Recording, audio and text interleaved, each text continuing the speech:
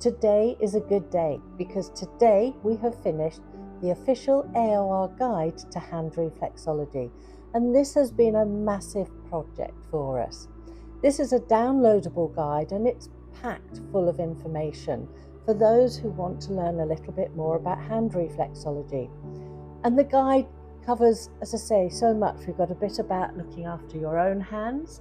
It covers all of the hand reflexes for the body systems.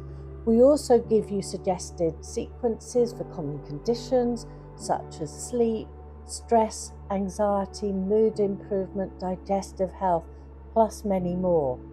We also have a full taster treatment in it and information about aftercare advice.